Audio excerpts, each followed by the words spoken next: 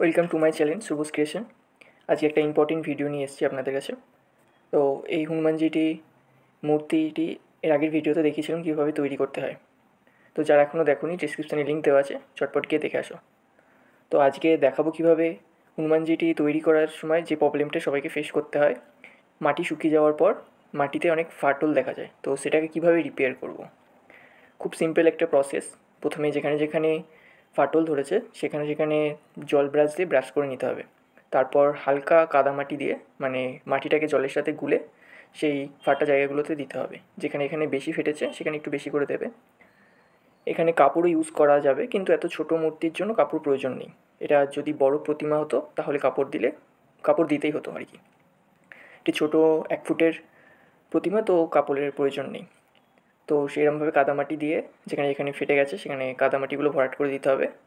ভরাট করে দেওয়ার পর জল ব্রাশ দিয়ে ব্রাশ করে নিলেই জায়গাগুলো, ফাটলগুলো আর দেখা যাবে না। এরপর রোদে শুকিয়ে নেবেন, দেখবেন আর ফাটলটা দেখা যাচ্ছে না। এরপর এরকমভাবে ব্রাশ করে নেবেন।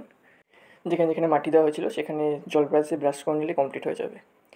তো ভিডিওটা হেল্পফুল হলে অবশ্যই একটি কমেন্ট করে জানাবেন এবং লাইক দিয়ে দেবেন। এবং চ্যানেলটিকে যারা এখনও সাবস্ক্রাইব করেননি অবশ্যই সাবস্ক্রাইব করে রাখবেন এরকম নতুন নতুন ভিডিও পেতে।